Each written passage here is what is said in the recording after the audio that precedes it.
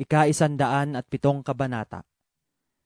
O mangagpasalamat kayo sa Panginoon, sapagkat siya'y mabuti, sapagkat ang kanyang kagandahang loob ay magpakailanman. Sabihin gayon ng tinubos ng Panginoon na kanyang tinubos sa kamay ng kaaway. At mga pinisan mula sa mga lupain, mula sa silanganan at mula sa kalunuran, mula sa hilagaan at mula sa timugan. Sila'y nagsilaboy sa ilang, sa ulilang landas. Sila'y hindi nakasumpong ng bayang tahanan. Gutom at uhaw, ang kanilang kaluluway ng lupaypay sa kanila. Nang magkagayoy nagsidaing sila sa Panginoon sa kanilang kabagabagan, at iniligtas niya sila sa kanilang kahirapan. Pinatnubayan naman niya sila sa matuwid na daan, upang sila'y magsiyaon sa bayang tahanan. O purihin ng mga tao ang Panginoon dahil sa kanyang kagandahang loob at dahil sa kanyang mga kagilagilalas na mga gawa sa mga anak ng mga tao. Sapagkat kanyang binigyang kasiyahan ang nananabik na kaluluwa at ang gutom na kaluluwa ay binusog niya ng kabutihan. Ang gayong tumatahan sa kadiliman at sa lilim ng kamatayan na natatali sa dalamhati at pangaw, sapagkat sila'y nang himagsik laban sa mga salita ng Diyos, at hinamak ang payo ng kataas-taasan. Kaya't kanyang ibinaba ang kanilang puso na may hirap, sila'y nangabuwal at walang sumaklolo.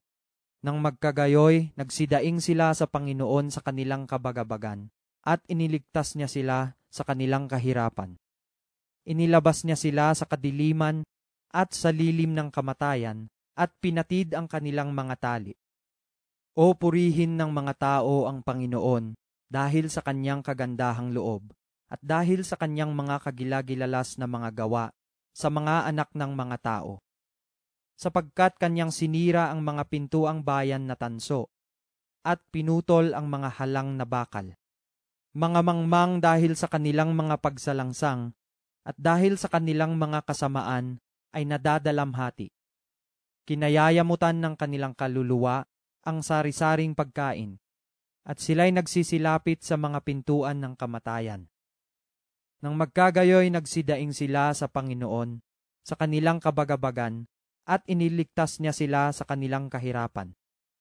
Sinugo niya ang kanyang salita, at pinagaling sila, at iniligtas sila sa kanilang mga ikapapahamak.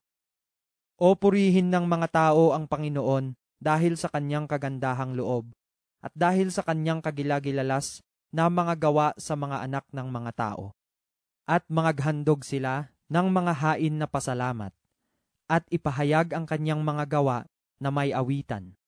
Silang nagsisibaba sa dagat sa mga sasakyan na nangangalakal sa mga malawak na tubig.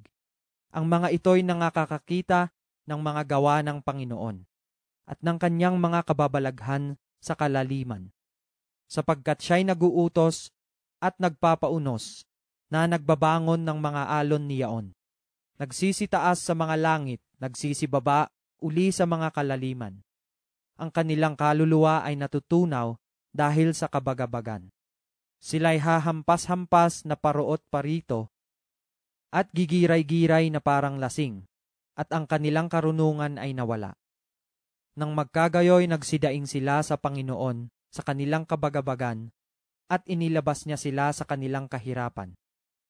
Kanyang pinahihimpil ang bagyo, na anupat ang mga alon niyaon ay nagsisitahimik. Nang magkagayoy natutuwa sila, dahil sila'y tiwasay.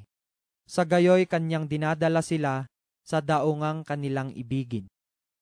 O purihin ng mga tao ang Panginoon dahil sa kanyang kagandahang loob at dahil sa kanyang kagilagilalas na mga gawa sa mga anak ng mga tao. Ibunyi rin naman nila siya sa kapulungan ng bayan at purihin siya sa upuan ng mga matanda. Kanyang pinagiging ilang ang mga ilog at uhaw na lupa ang mga bukal, na maalat na ilang ang mainam na lupain dahil sa kasamaan nila na nagsisitahan doon. Kanyang pinapagiging lawa ng mga tubig ang ilang at mga bukal ang tuyong lupain, at kanyang pinatatahan doon ang gutom. upang makapaghanda sila ng bayang tahanan, at maghasik sa mga bukid, at magtanim ng mga ubasan, at magtamo ng mga bunga na pakinabang. Kanya namang pinagpapala sila na anupat sila'y lubhang nagsisidami, at hindi tinitiis na ang kanilang kawan ay magkulang. Muli sila'y nakulangan at nahapay sa kapighatian, kabagabagan at kahirapan. Kanyang ibinubugso ang kadustaan sa mga pangulo, at kanyang pinagagala sila sa ilang na walang lansangan.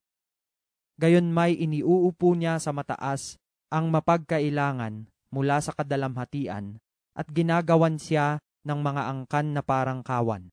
Makikita ng matuwid at matutuwa, at titikumin ng lahat ng kasamaan ang kanyang bibig. Kung sino ang pantas ay magbulay sa mga bagay na ito, at kanilang magugunita ang mga kagandahang loob ng Panginoon.